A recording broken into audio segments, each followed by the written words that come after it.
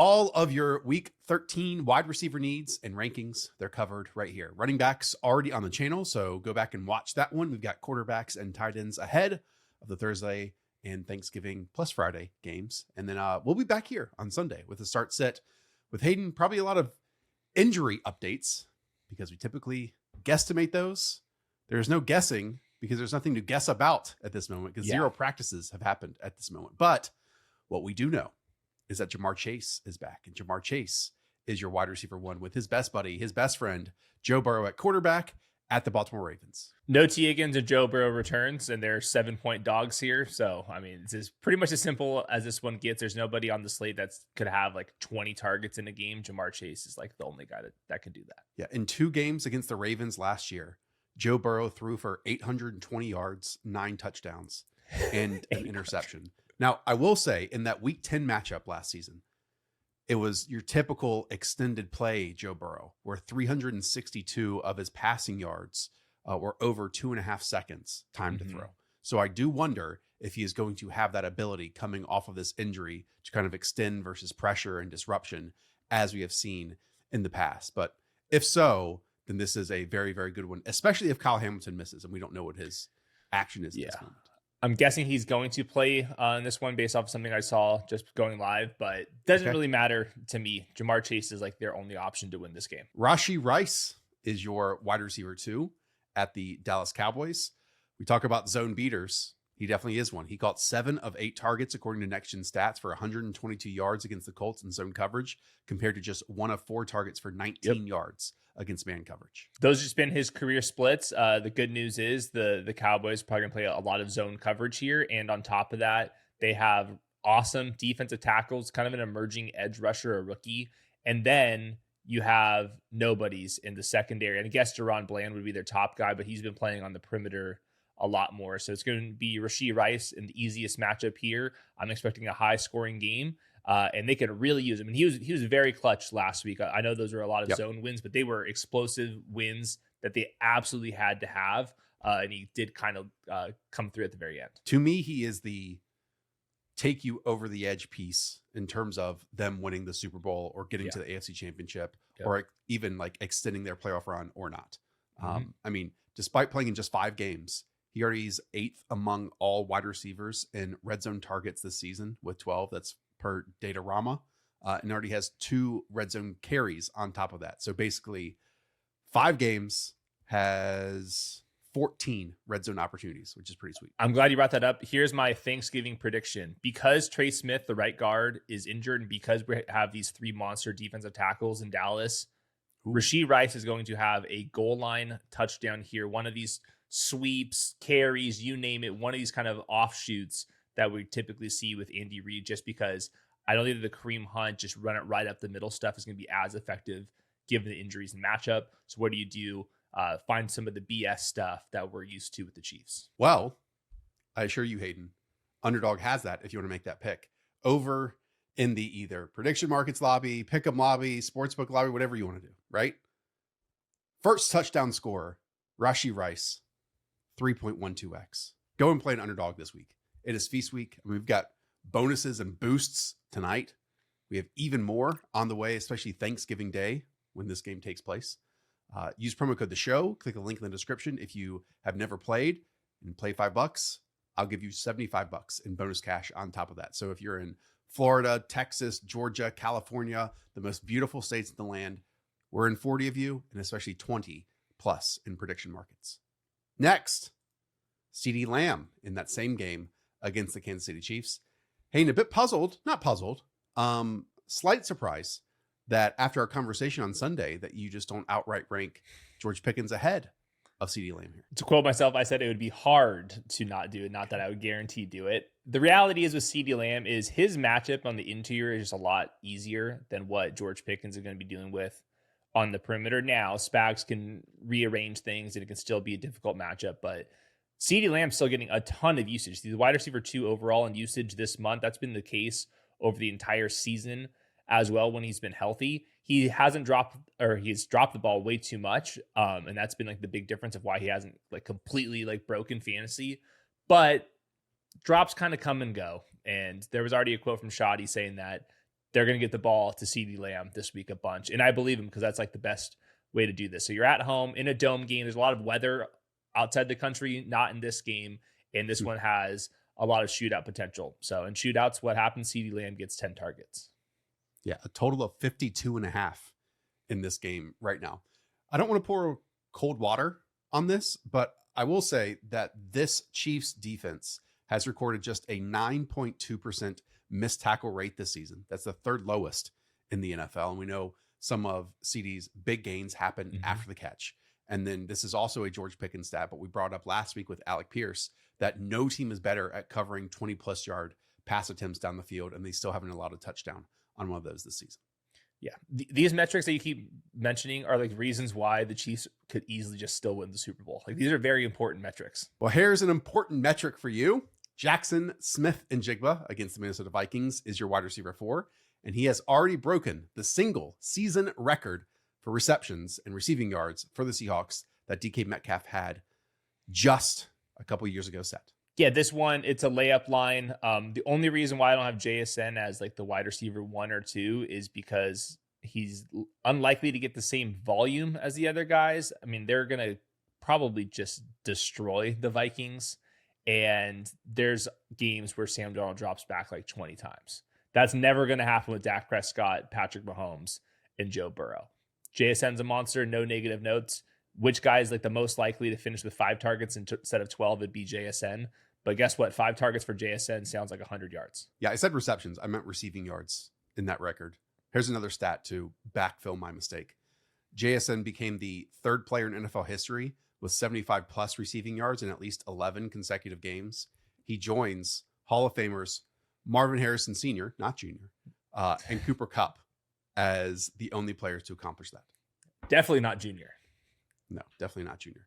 He now leads the NFL with 13 deep receptions with 542 deep receiving yards this season, tied for the league lead in deep touchdowns on top of it. All right, Puka Nacua at wide receiver 5.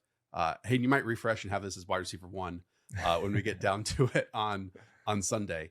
Yeah. Couple of things in his favor. We talked about in the running back ranking show. The Rams ran 13 personnel, so 3 tight ends, which they've been doing about a third to 20% of the time in recent games, on just 6 snaps.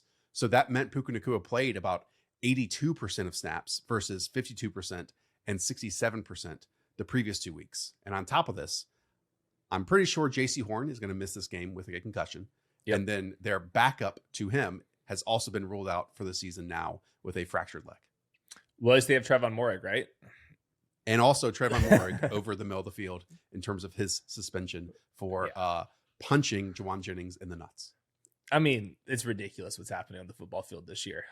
Yeah, I love Puka Nacua. I'm expecting the exact same things that you said, is more like less the 3 wide receiver stuff. It's still a huge team total, easy matchup. And that's why I have him and Davante Adams back and forth. Puka is the wide receiver 5, wide receiver 16 usage this month. Davante Adams has been an absolute rock star at the goal line. So JC Horn and Davante Adams are probably going to see each other the most. So now he's getting the backup, like, for real. Yeah, look, we get things wrong when we predict fantasy football. We get things right as well. My obsession with Davante Adams in terms of his red zone usage has definitely come true. He has 10 touchdowns inside the red zone this year. He has 12 touchdowns overall in just 11 games with the Rams. Puka Nacua has 13 career touchdowns with the Rams. So he is just 1 behind Puka Nacua's mark in their Rams careers at this moment, which is that's cool. wild. Yeah, that's wild. He's your wide receiver 6 right after him, like you said. Your wide receiver 7 is Amon-Ra St. Brown against the Green Bay Packers. What are you expecting here? Because like we talked about, week 1, Lions offense put up an absolute dud against Green Bay. That was on the road. And this one's at home. Big difference with a dome Jared. Yes, us Californians, including Amon-Ra St. Brown himself, don't like playing outside. So we're back indoors. We have a new play caller too versus in week 1. So I'm expecting a lot cleaner of a game for the Lions here. They're projected for 25.5 points. It's not like the 30-point explosives that we're used to with the Lions. It's still a clean spot. He's a wide receiver 1 overall in usage this month. So he had that 1 dud game, but even in that game, he was peppered with targets. He's their easy button right now. It's him and Gibbs. Packers defense played man coverage on a season low 9.3% of dropbacks back in week 1 against the Lions. And on top of that, Amon-Ra St. Brown, second most targets and touchdowns inside of the 10-yard line this season. So ARSB, quite good. All right, this is where you have George Pickens to close out this top tier of 8 players. Since CeeDee Lamb's return, he is averaging 106 yards per game compared to CeeDee Lamb's 82. And he's at 16.5 fantasy points per game. And CeeDee Lamb is at 13.4.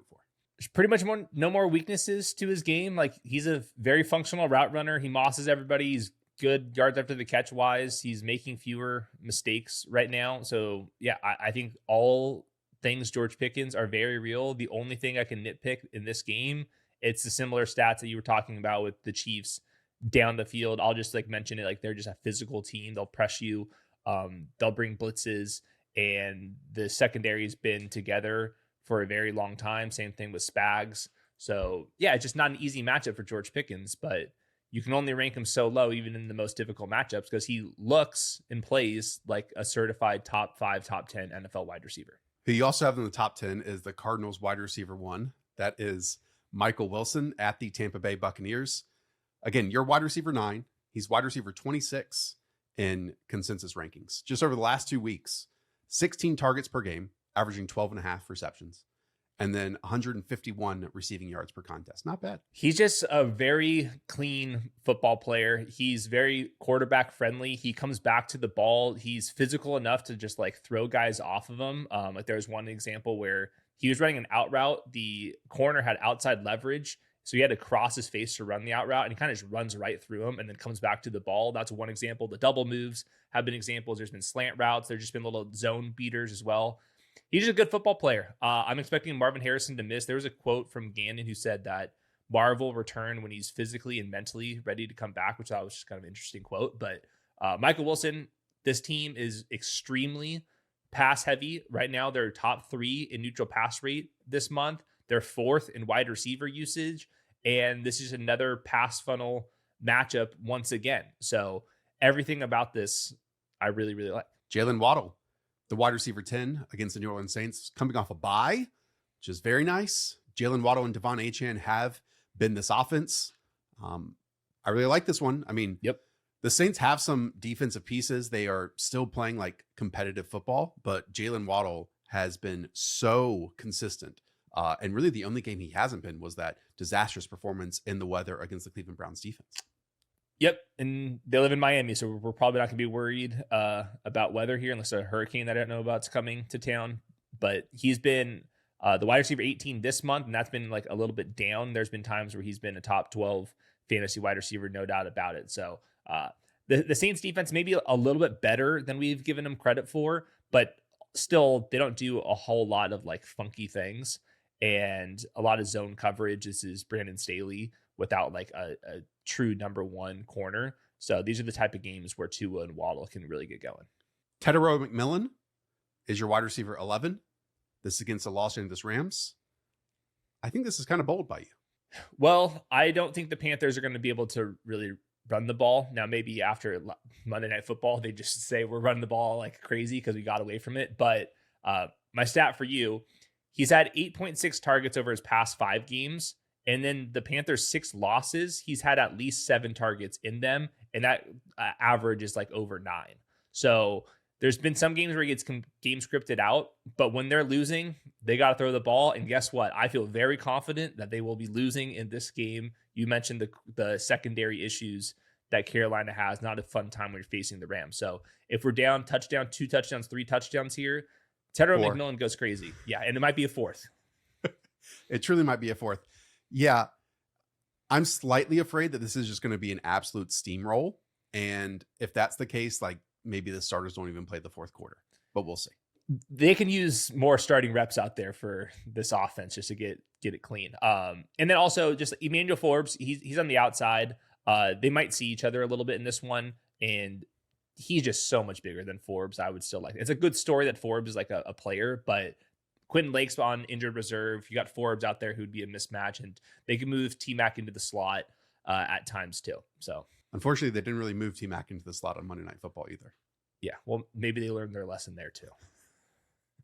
Okay, Ladd McConkey, wide receiver 12. This is against the Las Vegas Raiders. I mean, Just think back to, I don't know, week 3 or week 4, it was QJ, it was Keenan Allen up here. Yeah. And then lo and behold, as we enter the most pivotal weeks for fantasy football, he's back. Lad up in the top 12 scorers. I talk about this all the time. Just whenever I watch the Raiders defense, which I really try not to, but sometimes I have to, it is just as vanilla as it gets. And let's get vanilla Lad in there and just carve up that zone defense. Their secondary is really bad, and they only rush 4 a lot of their plays, and it's kind of easier to game plan against a Max Crosby when you're just rushing 4. So it makes me nervous. We're talking about backup tackles here, but Lad McConkey has been performing better recently. The team total's up at 25 points. We don't have to worry about weather here. So a lot of just like the other concerns that we have, like lower team totals, bad matchups, weather for a lot of other players, I don't have to worry about that with Lad. There's a lot of target competition here, but I'll live with that rather than living with a lot of the other stuff. 25.5 projected points is still really solid based on, a recent game that we saw. Again, the Chargers getting just blown up at their offensive line. And at least the sports books are not predicting that. I mean, the Raiders at just 16 points is kind of bad. absurd. Last thing I'll say, I think as we get closer to the season, I think defenses give up first before offenses, and like Raiders defensive season's completely over. Like I tend to see these type of units kind of go to Cabo mentally before the other side of the ball. Well, Chris Olave is your wide receiver 13. The Saints are only projected for just under 18 points right now against this Dolphins defense, a Dolphins defense that has struggled at corner all season long. Olave kind of got back to his PPR scam ways. Yep. In week 13 or week 12, I should say. Why wouldn't that continue though? No Rashid Shaheed, no Brandon Cooks, now no Alvin Kamara. I mean, like how many times could you throw the ball to Vele and Jauan Jennings? So I think whether it's a PPR scam or we get Tyler Shuck hitting on these deep passes, one way or the other, Olave's floor, like even on the Saints, seems pretty dang good. Just because, I mean, NFL teams move the football, and I think Kellen Moore and Tyler Shuck have passed the test of at least moving the football in games. And there's nobody else I can really project for monster performances here. Top 24 scoring wide receiver in 4 of his last 6 games. He hasn't been, a fantasy league winner per se at wide receiver. We did that show this summer with Ryan Heath talking about first downs per route run and how that's basically an early predictor of, league winning wide receivers. I will say he has been incredibly solid considering the team environment, one that, struggles to put 20 points on the board on a weekly basis in comparison to obviously a lot of the offenses of the names listed ahead of him. So shout out to Olave. Great season from him, I feel like. Long time. I mean, basically lifers of this channel or my content. Remember the days back when I used to live in Connecticut? I would do live periscopes while cooking and answering your questions. You know me.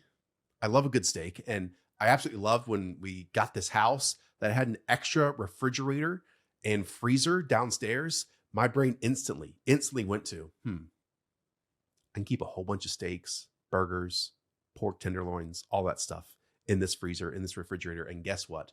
Omaha Steaks freaking hooked me up. I can't wait to have some compound butter with some shallots, some parsley, some lemon zest in there as well, some unsalted butter. You whisk it up when it gets room temperature and boom, put in the freezer and fridge. And then when you perfectly make your steak medium, that's me on my New York strip, and then put a little dollop on top, let it drizzle out. Once it's perfectly done on that sear, we got it covered. And Omaha Steaks, bang, beef tenderloin, nailed it. And if you want some dessert at the same time, we got some frozen caramel apple tartlets on top. Omaha Steaks is the perfect place to hook you up. So save big with Omaha Steaks. Visit omahasteaks.com for 50% off site-wide.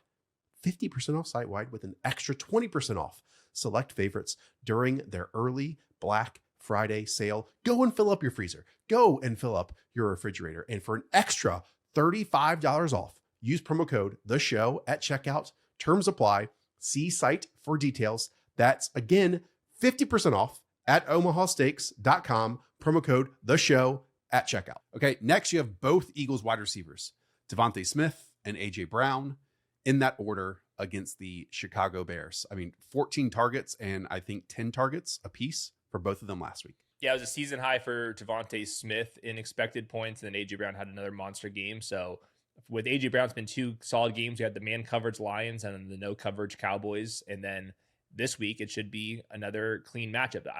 I will say the injury reports matter for these 2 guys more than anybody else in this video. We don't know if any of the 3 linebackers are coming back. Jalen Johnson and Kyler Gordon, that's the corner on the outside and their slot corner, 2 really nice players, both coming off injured reserves. Their window to practice and play is open, but doesn't guarantee that they're actually going to play here. It depends if those guys are in or out, and then I'll move them out. If all those guys are out, I can see them all the way up by George Pickens.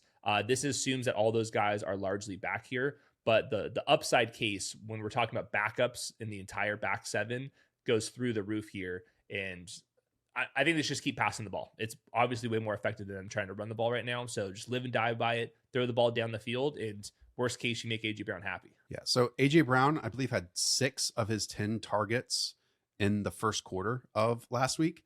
That makes me want to go on Underdog, and his first quarter receptions is just at 1/2, or his first quarter receiving yards is just at 9.5. It felt like that was a concerted effort to immediately get him the football against that Cowboys secondary, and maybe it's going to be the same thing against the Chicago Bears defenders. It was a standard curls once again, but we did see some benders inside, some benders outside, and then one nice win after the catch. Probably his best win after the catch so far this season too. Yep. Saw the same thing. I think that like what you said is you can't run the ball on first down in the first quarter anymore. Like we're just beyond that. The sample size is way too big. So I do wonder if all roads lead to it. You know what? We should actually make AJ Brown a big part of the game plan. Once again, if you want to support us, the best way of doing that is to play an Underdog. Click link in the description down below. 40 states, including 20 states plus of prediction markets. And if you play $5 your first time, give you $75 in bonus cash. Next is Nico Collins as wide receiver 16. This is at the Indianapolis Colts with Davis Mills at quarterback. I believe he scored 19.1, 19.7, and this past week, just 7 fantasy points, which is quite good. Yeah, no, he's been very good with Davis Mills. Davis Mills has been holding the floor down for Nico Collins, and I just get nervous about the Indianapolis Colts secondary right now. I mean, they got dudes everywhere, and no DeForest Buckner, and I just wonder if they're going to try to run the ball a little bit more. So this is as low as I can rank a high quality player in Nico Collins. He's been performing with a backup quarterback. It did make me a little bit nervous that he only had 3 targets last week against a pretty similar defense. I think a run funnel defense last week. So I think it's a pretty similar situation for Nico Collins, and still he can have 80 yards and a touchdown here. Courtland Sutton is the shocker of this ranking for me because he's at wide receiver 17 for you against the Washington Commanders. Over the last 6 weeks, he's wide receiver 42 in points per game. He has not cleared 10 fantasy points in his last 4 games. So what compels you, gives you the confidence to rank Courtland Sutton as wide receiver 17 this week? Do you have the Commanders outside wide receivers or corners listed right now? It's not pretty. I mean, their top 2 guys are on injured reserve. The team totals up at 25 points. The style defense that Dan Quinn plays is a lot of single high looks, a lot of cover 3. And what do you do against that? You kind of just throw the ball up to your big X receiver. And so everything about this describes the Courtland Sutton game. So I'm just choosing to take the sample size of the last 2 years rather than the last month. And we'll see. I can only move him up so high based off of what the emergence of Troy Franklin and those types. But everything about this, if we didn't have the last month, everybody would be ranking Courtland Sutton as a top 10 fantasy wide receiver. So I'd rather be aggressive and lean into. I know Courtland Sutton's good. There's really nothing has changed. Just the ball has been going a little bit elsewhere recently. Okay, Emeka Egbuka slots in as your wide receiver 18. This is against the Arizona Cardinals. Just 8.9 fantasy points per game over the last 6 weeks. Now Baker is either going to miss or Baker is going to play really banged up. So it just hasn't, in the opening part of the season, it was just so efficient and effective, and he was on the right side of variance with everything. These last few weeks, he simply hasn't been. Yeah, he has been the regression guy for the year, where he was running completely pure on these downfield routes, and everyone's he's the best wide receiver in the NFL. And then recently he goes to unplayable, and the reality is he's probably a boom bust wide receiver 2 the whole time. And usually we see some spike weeks and then dead week and spike weeks and dead weeks throughout the season. He just said, I'm going to front load everything. Now, I do think that we should be knocking him more than before for a couple of reasons. One, the Baker Mayfield injury, just missing more throws right now. And I think there's reasons why that would be the case. Injured Baker Mayfield throwing over the middle is just the ball can kind of spray. And then secondly, when Chris Godwin returned this last game, they had Emeka Egbuka outside for almost the entire game. And it's a little bit harder for him to win out there. And you can kind of scheme around things. So in the 4 previous games before Chris Godwin returned, he was averaging 16 expected points. In his last 3 games with Chris Godwin, that's out at 11.6. So I think firmly an upside wide receiver 2 rather than him still kind of hanging out in wide receiver 1 land. It's time. Justin Jefferson, wide receiver 19 against the Seattle Seahawks on the road. Last 6 games, Justin Jefferson has finished as the wide receiver 26, wide receiver 27, wide receiver 18, 44, 27, and 39.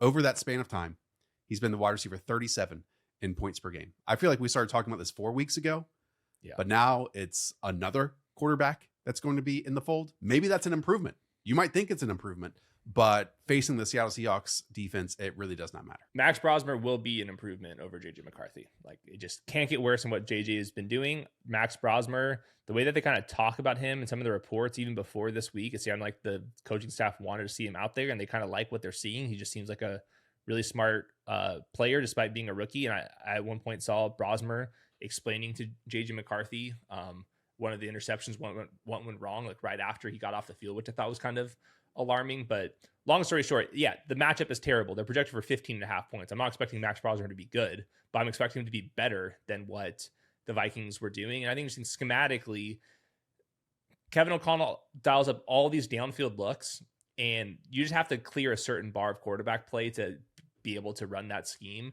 And JJ was just unable to do that. If Max Brosmer can do that, will he throw some picks? Yeah. Will the team score fewer points? Agree. But they're also, you actually can probably still pick up enough yards here. And I'm sure Brosmer this entire week is like, I'm throwing the ball to Justin Jefferson as many times as I can. So I'm actually ranking him higher this week than I did last week, even though Justin Jefferson had another one of those bad games. Yeah, this is a generous ranking, all things considered.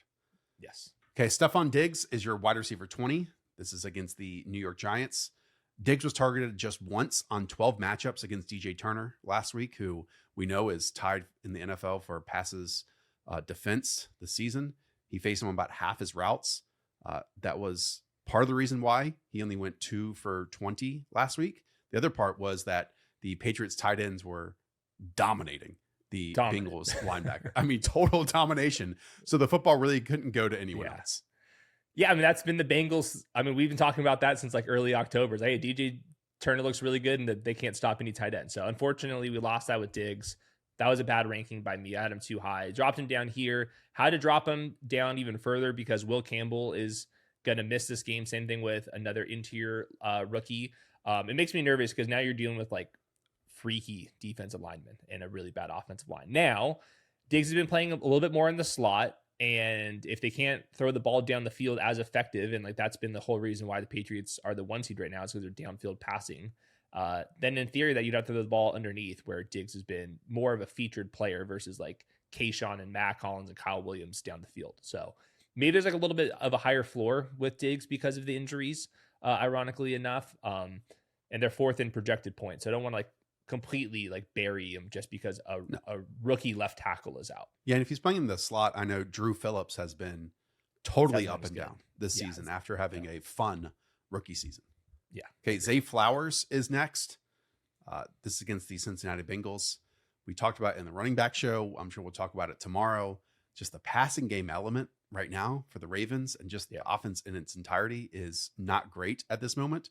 But Zay Flowers, still their top wide receiver. He gets a defense that has been putrid this season. Yeah. I'm assuming he'll get a lot of Dax Hill this week and also DJ Turner as well. Yeah, I was going to say, I thought Steph Diggs was getting a lot of Dax Hill, and then turns out I got a lot of DJ Turner. So we'll see about this. Zay Flower, it's going to be the DJ Turner stuff as well. It's also just one of these things. I just did another deep dive on Zay Flowers. His career touchdown rate is under 3% now. I mean, that is crazy. So it's just part of the deal with Zay Flowers where he's projected for 65 yards in the pick'em lobby. He'll probably be near that. He's consistently picking up yards. He's consistently not in the end zone here. And then at the same time, they're projected for 29 points. So One of these days, could he score 2 touchdowns? It is possible. So don't look at the Bengals matchup and just think that, I have to start the wide receiver one, because that has been, leading us astray. And that's just because DJ Turner is really, really athletic. Okay, let's talk about Wan'Dale Robinson. One of the shocks of the season was the Jameis Winston's performance last week against the Detroit Lions. One of those throws was a throwback touchdown to Jameis on a wide open by about 5 seconds to Wan'Dale Robinson down the field. We know who the wide receivers are going to be on this team, right? It's Wan'Dale, it's Isaiah Hodgins, and then there's a couple tight ends that they feature as well. So Wan'Dale, heck of a season. Yeah, I mean, not really. Not him. No, not him. Darius Slayton. So yeah, heck of a season here for Wan'Dale. It might be his contract year. Yeah, it probably is. He's going to get re-signed. I mean, they kind of have to. He's been playing more outside this year, and he's running more downfield routes. So like Mickey Mouse, like the 12 Wan'Dale, personnel stuff. Yep. Yeah, it's no longer Mickey Mouse Wan'Dale. He's doing other things. And when you start to do other things, you should climb up the rankings. And this month, he's the wide receiver 14, a wide receiver 13 usage. It's a good call out to you. Some of that's been on some trickeration. It's come in some really advantageous matchups. But at the same time, the Giants offense is like functional at this point. They're projected for almost 20 points. And the Patriots defense, I don't think is as good as some of their stats would indicate, because they faced an easy schedule. My bold prediction for the week is that the Giants will not score a touchdown on a throwback pass downfield, and also a Jameis Winston receiving touchdown. Mm-hmm. Neither of those things will happen. Well, don't discount Kafka. He's coaching for his job. Deebo Samuel is next as wide receiver 23. Maybe Mike Kafka. Ooh, here's a theory. Maybe if Mike Kafka does not get the head coaching job with the Giants or a head coaching job anywhere else, he was auditioning for Dan Campbell's OC job next season. I was thinking, is Kafka auditioning for his own offensive coordinator job in New York? If they go to like Spags or one of these defensive minded guys, both are possible. Like Vance Joseph, kind of like CEO type. And then they're like, hey, you were with Jackson Dart the whole time. You've put up a good fight as the interim. Why don't you just stay in New York City? We brought that up when the firing of Dayball happened, because they do that with DCs quite often. Yeah. And less often with the play callers and OCs on top of it. Okay, Deebo Samuel is next. This is against the Denver Broncos. This is going to be another week of Marcus Mariota against a difficult defense. Yeah. Anything else you want to add? Yeah, I mean, you get the Broncos defense. The team totals at 18 points. Don't know if Terry McLaurin's going to play. This ranking assumes Terry's going to need another week, but we'll see about that. So if Terry's back in, he might be closer to like wide receiver 30 or whatnot. Yeah, even though without Patrick Surtain, the Broncos defense is still makes me very nervous. Jameson Williams. Hayden, I did watch his 3 targets, and then I also watched the 36-yarder that was called back due to an illegal man downfield, I believe, on a tunnel screen. So really only 4 opportunities, and then even the 3.6 points would have helped everyone. But the impossible rank now becomes a bit more difficult, albeit at home, but against a team that was dominant on defense in week 1 against this Lions offense. That was the one time I had JMO fun with you guys. It seems like it's a wild party over on JMO Island, and I rank him the highest I've ever done, and I get completely rug pulled. I know better than this. Like, there's a reason why I keep ranking JMO where I typically rank him. So moved him down here. Now we're in a dome again. The team total is still really solid. Dan Campbell seems to really like JMO. And then at the same time, there's no stability week over week with him. And the Packers' physicality in the secondary has me a little bit nervous, especially with the pass rush if they can't dial up some of the downfield shots. So I'm kind of back where I was with JMO, where you should probably start him because the ceiling is there and you know what the hell you're signing up for. I will be starting him in multiple leagues. I mean, Green Bay does play a lot of zone coverage, and I love JMO attacking those zones, especially with Sam Laporta not being a part of that formula. So a lot of those end breakers, a lot of those digs, a lot of the ends with full speed on his route running. Yeah, I think JMO might take one to the house in this game. Okay. Troy Franklin, wide receiver 25. Some might say, on occasion, the Broncos wide receiver 1, especially when it comes to the red zone usage. He always ranks highly in those metrics. And so It's not totally stunning if he outscores Courtland Sutton, Mhm. but this also might be one of the highest ranks you've had of Troy Franklin all season. Yeah, back to 25-point team total. Commanders' top 2 corners are on injured reserve. So it's a good spot for him. This month, he's the wide receiver 12 in usage now. He's incredibly inefficient. He's wide receiver 34 in actual fantasy points. And that's kind of been the story of Troy Franklin this entire year. He gets a lot of easy looks, a lot of the, like bootleg stuff really coming back to the other side of the field as to Troy Franklin. You get some gimmicky stuff. On top of that, you get some red zone production. So he gets used in a lot of the ways to score fantasy points. He's just a player in development, and he kind of gets jammed too often for me now. It's just against backups and typically a kind of a zone-based defense over there. So I like him. Michael Pittman is one of 4 pass catchers here for the Indianapolis Colts. They get one of, if not the most difficult defensive test for them so far against the Houston Texans. What are you expecting here? Because as you know, we like to pick out certain tendencies and traits of defenses that the Colts face because, if it's zone coverage too high, then you get Michael Pittman.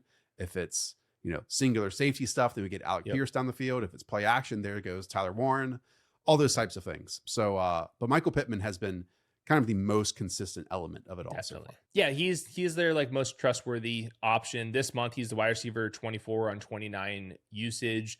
I think that the cover 1, cover or single high, 2 high splits doesn't really apply when you're facing the Texans. Cause even if you are in single high and it's stingly, what does that even mean to me? So very difficult matchup. I think that him winning more intermediate is a better chance than ripping the downfield shots. Though Stingley has not gone, he's not batting 1,000 right now either. So you can have Alec Pierce and Pittman make some big plays here. It's just on the margins a lot harder to do. My prediction is I think Tyler Warren has the most receiving yards of the Colts. I can see it. Receivers this week.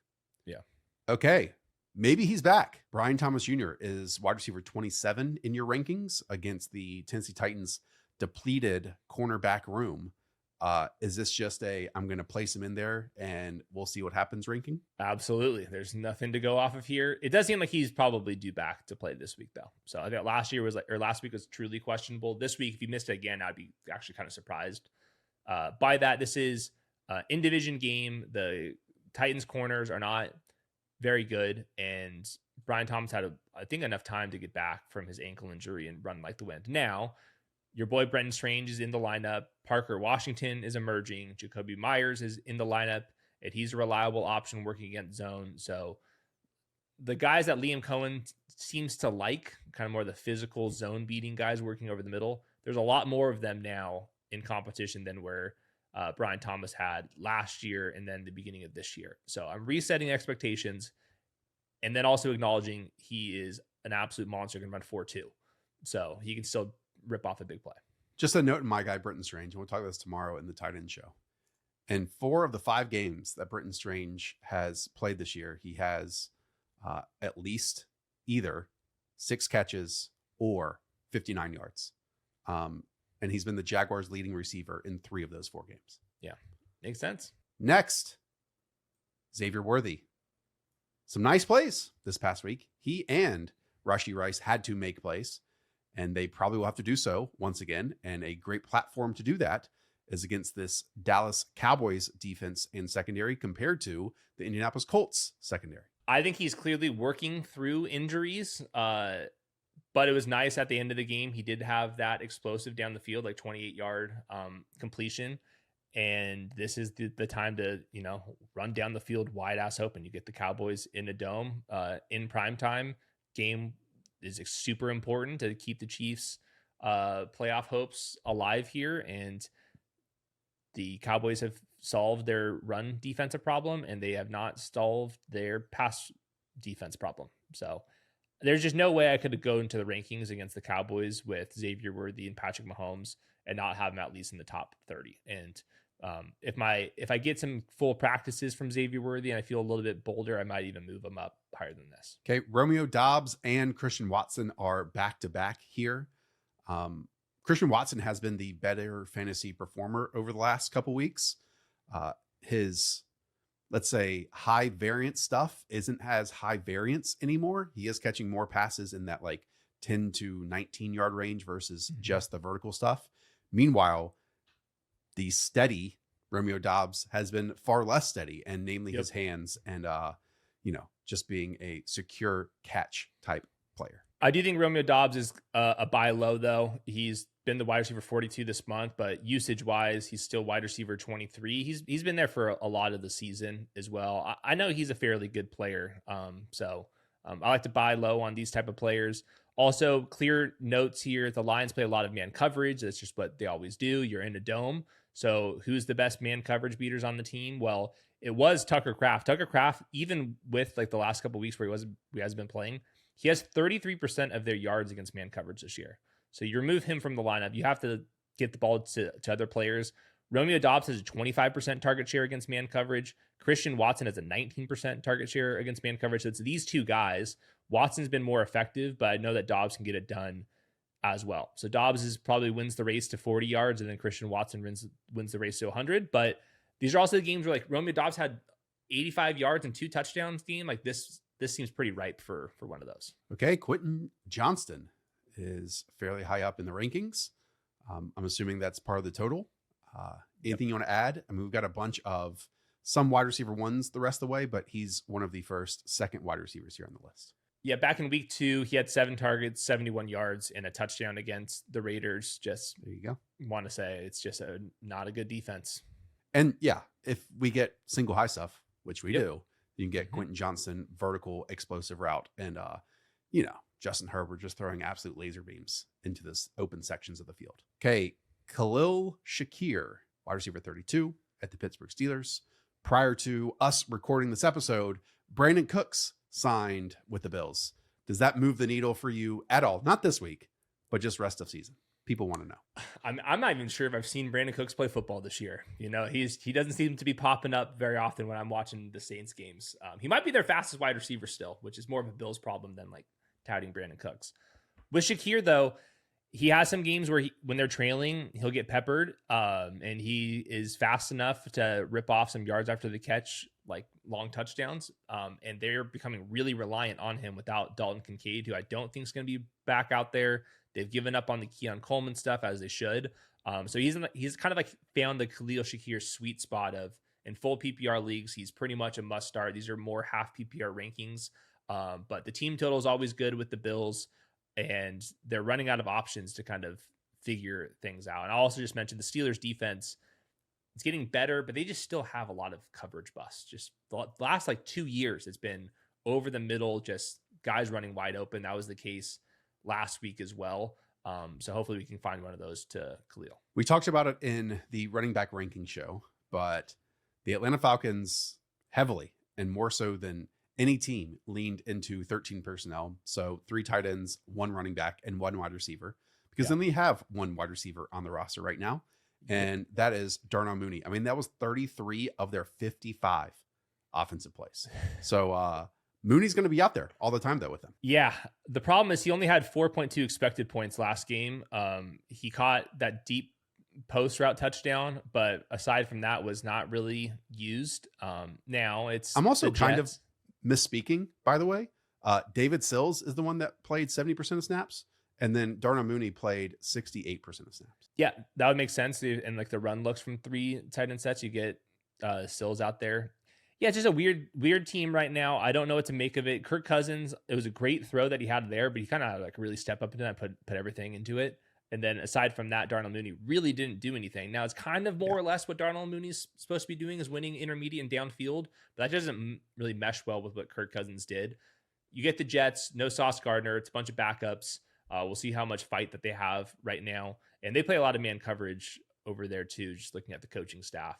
And Mooney, even with his problems, is easily their best man coverage beater at the moment. Yeah, Mooney played a ton early on, like you said, throw to lead, and then they ran to win kind of near the later portions. And he still ran a route on 92% of drop back plays. Okay, we've seen Rome Odunze near the top 12 in multiple weeks this season. Yep. But as the season goes along, he is becoming less of a focal point of this offense, I think it's fair to say. He's all the way down for you as wide receiver 34. I think part of this is when they opened the season, they really were not getting Colson Loveland involved. They were not getting Luther Burden involved at all.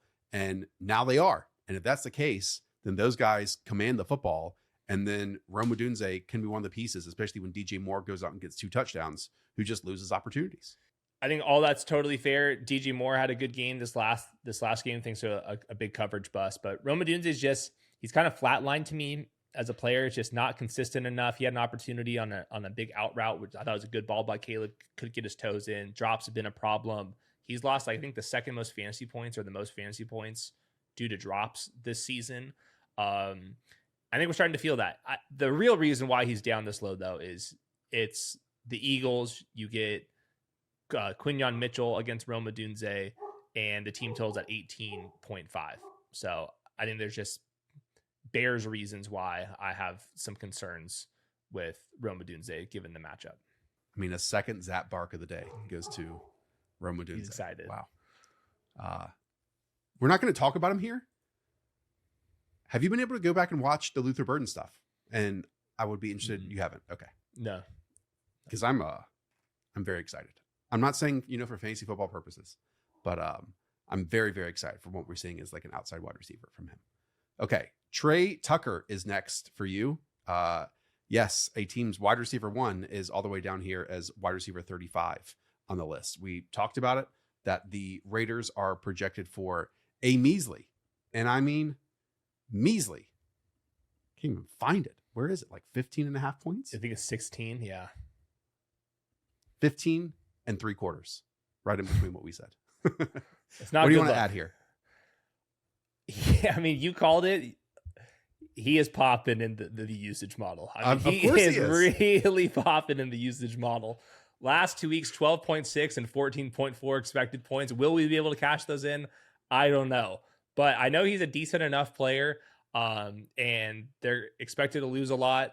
And over like the last month of the season, they've been top 3 in neutral pass rate too. So like they're always trailing and they're choosing to pass the ball. I think they've just given up trying to run the ball with Genty because they can't run block now. They can't pass block either. It's kind of this catch-22 that they're finding themselves in.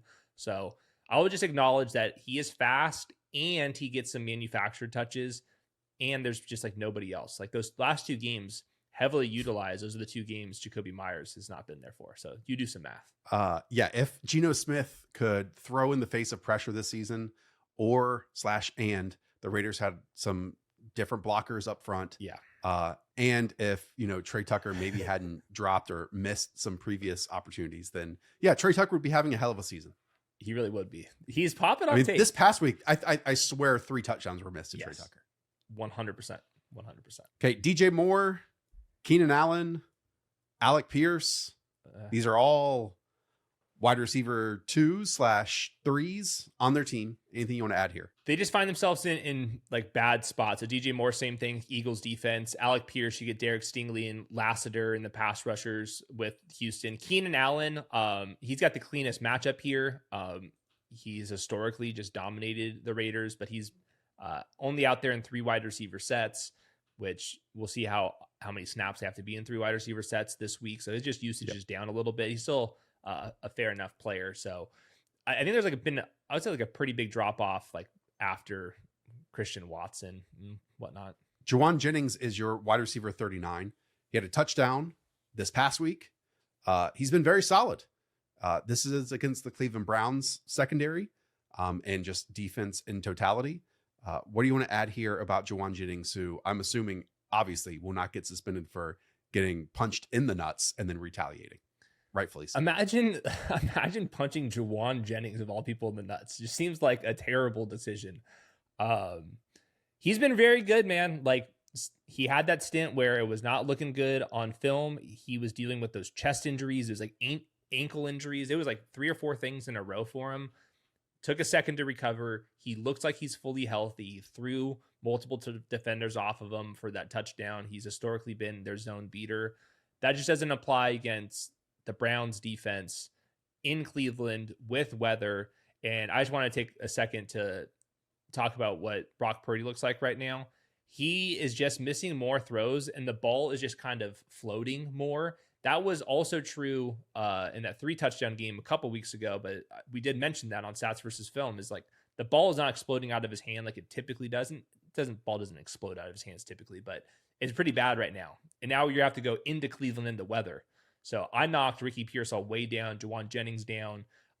It's just going to be harder for me to like have faith in the intermediate and deep part of the field with Brock Purdy playing under these conditions with this injury. Yeah. And if Purdy's like a tick or two late, then that makes it even worse. Yes. Even worse. Okay. Jakobi Meyers will close out this one as wide receiver 40. I'm assuming that with BTJ out, we will find out where Jakobi's rest of season role is supposed to be on this offense. And that is something that is still yet to be discovered here if Brian Thomas Jr. does play. Yeah, just don't know on Brian Thomas Jr. yet. Jakobi Meyers is fitting into the offense. He's willing to get his head ripped off on these zone throws from Trevor Lawrence, which is like kind of what you're signing up for. He's a fine enough player. The team total is rock solid, but it's starting to get a little crowded now. If you get Brian Thomas back, Brendan Strange back, and I still think Parker Washington makes more than enough plays to qualify as like legit target competition. So it's not easy here. Did you see the Parker Washington fielded punt that was ruled a safety in real time? Yeah. That he knew the rules better than the actual officials who called. Like if that's your job and you're getting, it's not your full-time job. If that's your job and you're getting paid handsomely for it, you should know and not signal safety before. Well, you know, I think like that is nuts. I think somebody in the booth, it was like, Piera or whatever the frick his name is. Pereira? Yeah. Like Pereira? Yes. Piera. Piera. He was saying that they have to call safety on that because if there was another penalty on Jacksonville, then it would have been like offsetting and it would have been a safety. So Parker Washington was smart, but he had to work under the assumption that Jacksonville also couldn't have picked up a penalty. It was really weird. Like that was, there's a couple special teams rules that'll blow your mind. Like that one, there was one on the punt last week against the Raiders. And then also remember the last year against the Chargers, like to go into overtime, they called the fair catch so they can kick a big field goal. There's like some weird rules. Like I did not hear the segment where he said, yeah, the officials are told to signal safety, even if there's not another penalty on the field. Like if there was another penalty on the field, I would understand why then they would call a safety. Yeah, I think the back judge, he has to rule safety just in case another penalty had occurred and then it actually would have been a safety or something. I don't know. We don't get paid enough to know this. Okay, DK Metcalf is not even on your list. Talk to the people that drafted DK Metcalf. Well, the good news is I've not gotten this right the entire year. So let's first acknowledge that. But he rolled up his ankle, so we'll see how much he plays. I think the Bills' cornerback group is really, really good, and the rest of their defense is the actual issue. We're starting to see that a lot with the wide receivers going up against Buffalo. They have quiet games, and their teammates go kind of crazy. Rodgers coming back from injury. I believe Broderick Jones is now hurt too, so that's a tackle on top of things. So he's been very utilized like underneath, but we're not seeing the downfield shots nearly as often recently. I think it's just gonna be harder as the season progresses and the weather gets a little bit worse. So he'll probably be in there if he gets in some full practices and whatnot, but I'm kind of resetting expectations at this point. Okay, that does it for us. Wide receivers in the book, running backs in the book. Tomorrow we'll have quarterbacks and tight ends. Too many shows in a short amount of time.